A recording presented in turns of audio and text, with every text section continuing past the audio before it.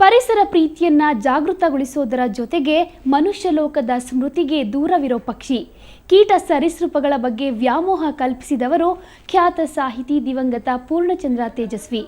ಹಾರುವ ಓತಿ ಸಾಮಾನ್ಯವಾಗಿ ಮಲೆನಾಡಿನ ಕಾಡುಗಳಲ್ಲಿ ಕಾಣಸಿಗೋ ಒಂದು ಅಪರೂಪದ ಜೀವಿ. ಇದನ್ನೇ ರಮ್ಯವಾಗಿ ರೋಚಕವಾಗಿ ರಹಸ್ಯ ಕಾರ್ಯಾಚರಣೆಯಂತೆ ತೇಜಸ್ವಿ ತಮ್ಮ ಕರ್ವಾಲೋ ಕಾದಂಬರಿಯಲ್ಲಿ ಚಿತ್ರಿಸಿದ್ದಾರೆ. ಅದರ ವಿವರ ಕೊಡ್ತೀನಿ ಬನ್ನಿ. ಖ್ಯಾತ ಸಾಹಿತಿ ದಿವಂಗತ ಪೂರ್ಣಚಂದ್ರ ತೇಜಸ್ವಿ ಅವರು ತಮ್ಮ ಕರ್ವಾಲೋ ಕಾದಂಬರಿಯಲ್ಲಿ ಹಾರುವ ಹಲ್ಲಿಯ ಕುರಿತು ರೋಚಕ ಚಿತ್ರಗಳನ್ನು ನೀಡಿದ್ದಾರೆ. ಜೀವಜಾಲದ ಜಗತ್ತಿನ ಬಗ್ಗೆ ಹೆಚ್ಚು ಕುತೂಹಲವಿಟ್ಟುಕೊಂಡಿದ್ದ ವಿಜ್ಞಾನಿ ಕರ್ವಾಲೋ ಎಂಬಾತನಿಗೆ ಹಳ್ಳಿಯ ಹೈದ ಮಂದಣ್ಣ ಈ ಹಾರುವ ಓತಿಯ ಬಗ್ಗೆ ತಿಳಿಸ್ತಾನೆ. ನಂತರ ವಿಜ್ಞಾನಿ ಕರ್ವಾಲೋ, ತೇಜಸ್ವಿ, ಅವರ ಸಾಕುನಾಯಿ ಹಾಗೂ ಬಿರಿಯಾನಿ ಕರಿಯಪ್ಪ ಇವರೆಲ್ಲ ಸೇರಿ ಹಾರುವ ಹಲ್ಲಿಯನ್ನು ಹುಡುಕುವ ಸನ್ನಿವೇಶಗಳು ಅತ್ಯಂತ ಕುತೂಹಲಕರವಾಗಿದೆ. ಅಲ್ಲದೆ ಯಾವುದೋ ಮಹತ್ವದ ರಹಸ್ಯ ಭೇದಿಸುವ ರೀತಿಯಲ್ಲಿ ನಿರೂಪಣೆ ಸಾಗುತ್ತೆ. ಇವರ ಭಾರೀ ಹುಡುಕಾಟದ ನಂತರ ಹಾರುವ ಹಲ್ಲಿ ಒಂದು ನೋಟ ಕೊಟ್ಟು ಹಾರಿ ಹೋಗುತ್ತೆ.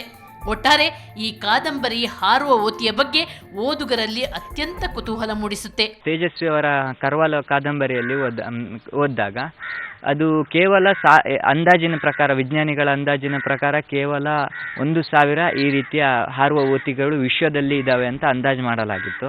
ಹಾಗೂ ಅದು ಬ್ರಿಟಿಷ್ ಮ್ಯೂಸಿಯಂನಲ್ಲಿ ಅದರ ಪಳೆಯುಳಿಕೆ ಮಾತ್ರ ಇದೆ ಇನ್ನು ಅದು ಅತ್ಯಂತ ಅಮೂಲ್ಯವಾದ ಡೈನೋಸರ್ಗಳ ಕೊನೆಯ ಸಂತತಿ ಅಂತ ವಿಜ್ಞಾನಿಗಳು ಇದನ್ನು ತಿಳಿದು ಇದರ ಮೇಲೆ ಸಾಕಷ್ಟು ಸಂಶೋಧನೆ ನಡೆಸಲು ಇವತ್ತಿನವರೆಗೂ ಪ್ರಯತ್ನಿಸುತ್ತಿದ್ದಾರೆ ಅಂತ ಅದರಲ್ಲಿ ಪುಸ್ತಕದಲ್ಲಿ ವರದಿಯಾಗಿದೆ. ನಮಗೆ ಅದು ಕಂಡ ತಕ್ಷಣ ನಮ್ಗೆ ಒಂದು ಸ್ವಲ್ಪ ಇಂಟ್ರೆಸ್ಟ್ ಆಯಿತು, ಇದು ಹೇಗಿರುತ್ತೆ ಅಂತ ನೋಡೋಣ ಅಂತ. ಕೊಹಿನೂರ್ ವಜ್ರಕ್ಕಿಂತಲೂ ಇದು ಅಮೂಲ್ಯ. ಇದನ್ನು ಹುಡುಕಿಕೊಟ್ಟವರಿಗೆ ಲಕ್ಷಾಂತರ $1 ಹಣ ಕೊಡಲು ಜಗತ್ತಿನ ವಿಜ್ಞಾನಿಗಳು ತುದಿಗಾಲಿನಲ್ಲಿ ನಿಂತಿದ್ದಾರೆ. ಇದನ್ನು ನೋಡುವುದು ಹಾಗೂ ಕಂಡುಹಿಡಿಯುವುದೇ ಒಂದು ಅದ್ಭುತ ಎಂದು ಹಾರುವ ಓತಿ ಎಂಬ ಜೀವಿಯ ಬಗ್ಗೆ ಅಗಾಧ ಕುತೂಹಲ, ವಿಸ್ಮಯಗಳನ್ನು ಕನ್ನಡ ಸಾಹಿತ್ಯ ಲೋಕದಲ್ಲಿ ಮೊದಲು ಸೃಷ್ಟಿಸಿದವರೇ ಪೂರ್ಣಚಂದ್ರ ತೇಜಸ್ವಿಯವರು. ಜೀವ ಜಗತ್ತಿನ ರಹಸ್ಯಗಳನ್ನು ತನ್ನ ಒಡಲೊಳಗೆ ಹುದುಗಿಸಿಕೊಂಡ ಹಾರುವ ಓತಿಗಳನ್ನು ಹಿಡಿಯುವ ಸಂಶೋಧನೆಯೇ ಕರ್ವಾಲೋ ಕಾದಂಬರಿ ರೂಪಿಸಿದ ಕಥಾಲೋಕ. ತೇಜಸ್ವಿಯವರ ಕರ್ವಾಲೋ ಕಾದಂಬರಿ ಬಂದ ನಂತರ ಈ ಹಾರುವ ಓತಿ ಬಗ್ಗೆ ಎಲ್ಲರ ಕುತೂಹಲ ತುಂಬ ಜಾಸ್ತಿ ಆಯಿತು.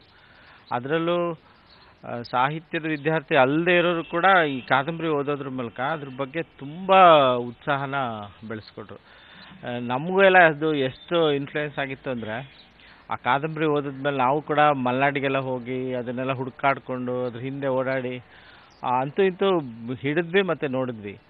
ಆದರೆ ಕಾದಂಬರಿನಲ್ಲಿ ಅದನ್ನು ಸ್ವಲ್ಪ ರೋಚಕ ಮಾಡಿದ್ದಾರೆ.